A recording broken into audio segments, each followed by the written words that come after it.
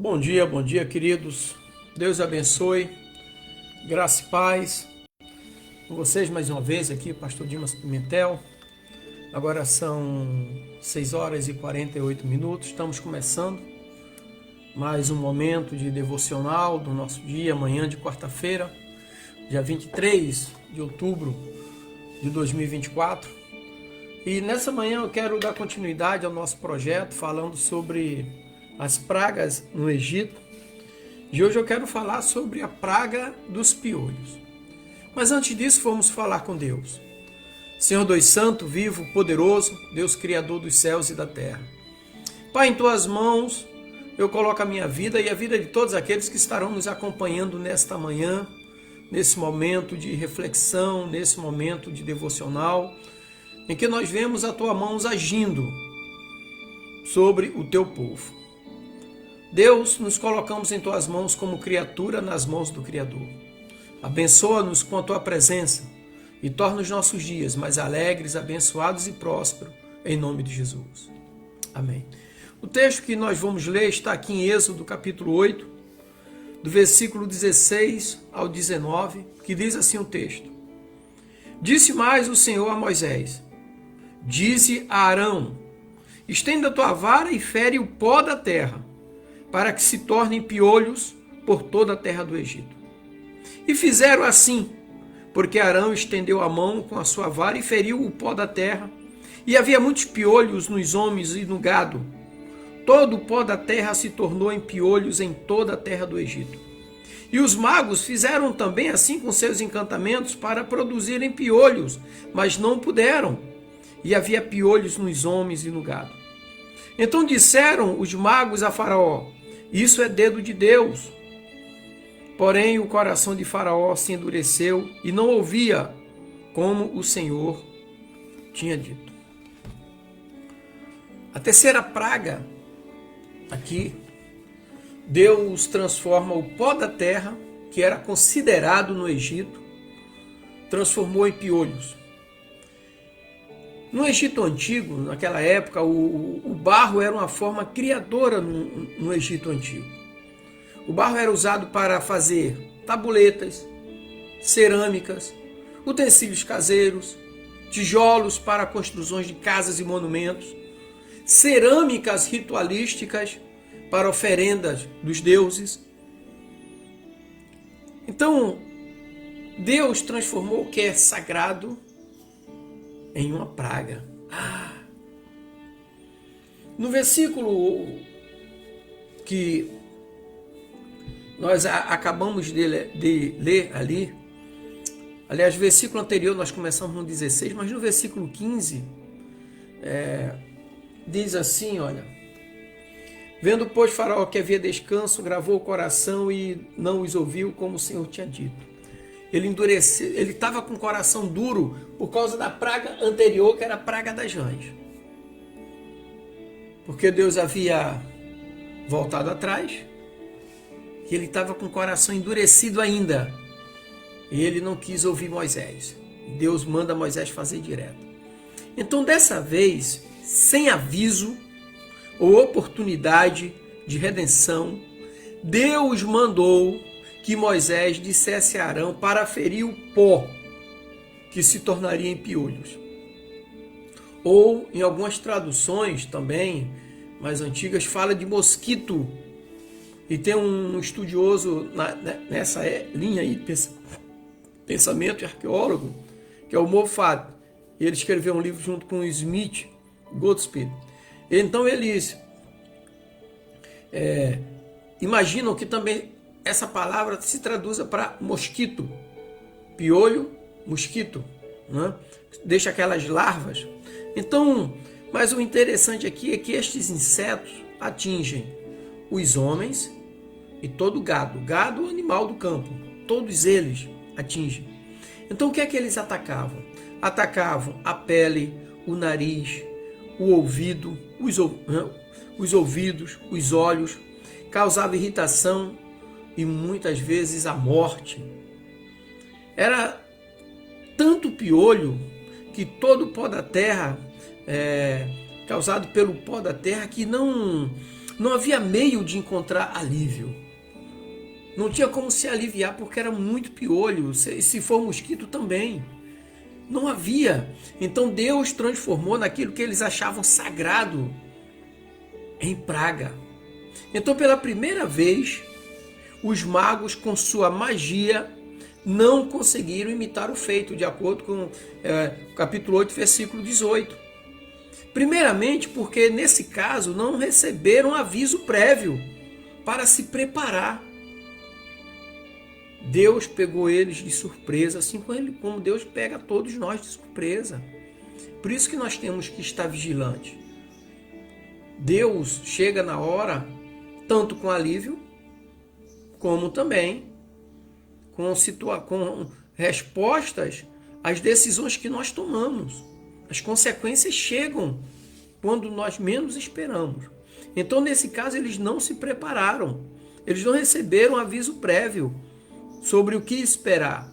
Então depois a situação chegou a um ponto em que era claramente obra de Deus.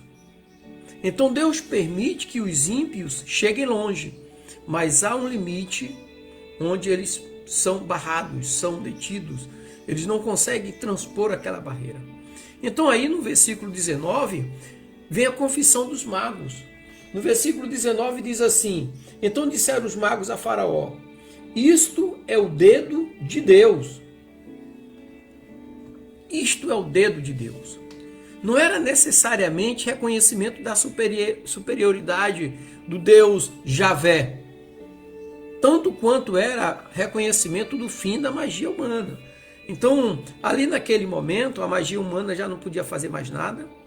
Não havia nenhuma providência humana feita pelos magos que pudessem impedir, ou se dissessem que eles também teriam competência para fazê-lo. Eles simplesmente reconheceram que o Deus Javé, o Deus a quem Moisés e Arão representavam, era superior a toda artimanha humana. Entenderam? Então, dessa forma, ou deste feito, com relação aos piolhos, não havia meios de produzirem uma duplicação enganosa daquilo ali, porque eles foram pegos de sobreaviso, então eles não tinham como fazer igual, de uma maneira enganosa, para seduzir as emoções e os sentimentos de Faraó. Então os encantamentos feitos por aqueles magos acabaram. Então nessa terceira praga do Egito, Deus enviou uma infestação de piolho que surgiu diretamente do pó. A praga foi enviada para causar desconforto no povo egípcio e nos seus animais.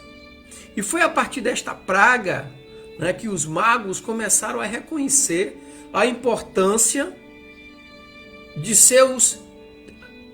a impotência, né, vamos dizer assim, a impotência de seus deuses diante do dedo do verdadeiro Deus da terra, Javé, o El Shaddai, o Todo-Poderoso, o Criador. Então foi um golpe de Deus ali contra quem? Contra os principados e potestades do Egito, que manipulavam os magos James e Jambres para resistirem a Moisés, de acordo inclusive com o que Paulo escreveu na segunda carta a Timóteo, capítulo 3, versículo 8. Então foi um golpe implacável de Deus contra os principados e potestades do Egito, que manipulavam esses magos para causar resistência ao povo com relação ao Deus dos hebreus.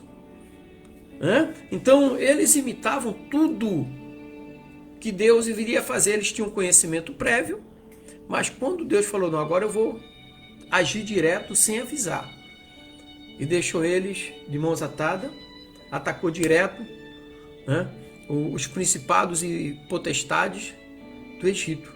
Foi um golpe certeiro. Então esse Deus que nós servimos é o Deus glorioso, é o Deus grandioso, é o Deus todo-poderoso, é o Deus criador dos céus e da terra, é o Deus que não se deixa manipular, é o Deus que domina sobre todas as coisas, é o Deus que vai além da imaginação humana, é o Deus que vai além das nossas manipulações, é o Deus que vai além de tudo aquilo que nós imaginamos e pensamos. Ele é o Deus que usa quem Ele quer, do jeito que Ele quer, para fazer o que Ele quer. Imagina transformar Davi no grande rei. Eu estava conversando outro dia com um pastor amigo meu. Quando Saul começou a reinar, Davi não tinha nascido ainda. Imagina, quando Deus escolheu alguém para substituir Saul, ele não tinha nem nascido ainda. Então Deus, ele é tremendo naquilo que ele faz. E aqui agora, nessa praga dos piolhos, ele dá um ataque direto nos principados e potestades do Egito. Então ele vai usar a nossa fé, ele vai usar a capacidade que ele nos dá para resistirmos o inimigo da nossa fé. A nossa luta não é contra a carne, não é contra o sangue, mas contra os principados e potestades desse mundo tenebroso. Aquilo que tenta de destruir primeiramente no reino espiritual e depois no material, emocional, sentimental. Então quando os magos aqui, Jambres e Jambres, capítulo 8, versículo 19 de Êxodo, diz para Faraó, isso é o dedo de Deus, o Deus Javé, o El Shaddai, o Todo-Poderoso, isso é o dedo de Deus que está agindo, fazendo isso.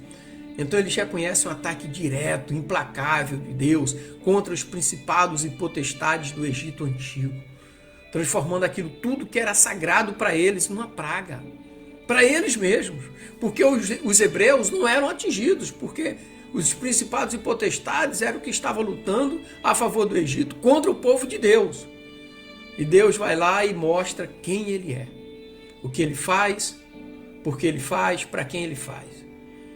Então que Deus, meus queridos, te abençoe e saiba que esse Deus glorioso que livrou o povo do Egito é o mesmo Deus que hoje está te abençoando. É o mesmo Deus que hoje quer te dar paz. É o mesmo Deus que hoje, de acordo com Isaías 45, versículo 2 e 3, ele vai adiante de ti. Diz a palavra, eu irei adiante de ti. Endireitarei os caminhos tortuosos. Revelarei as riquezas encobertas e os tesouros escondidos. Despedaçarei as portas de bronze e as trancas de ferro, para que saibas que eu sou o Senhor que te chama pelo teu nome. Isaías 45, versículo 2 e 3. E em Isaías capítulo 1, versículo 19 diz, se quiserdes me ouvir, comereis o melhor dessa terra. Que Deus te abençoe, meu irmão, minha irmã. Que o Senhor derrame bênção sobre a tua vida a cada dia. Em nome de Jesus. Amém? Grande abraço, pastorzão, pastor Marcos. Deus abençoe. Abençoe seu dia, abençoe sua família. Em nome de Jesus. Queridos, Deus abençoe, graça e paz.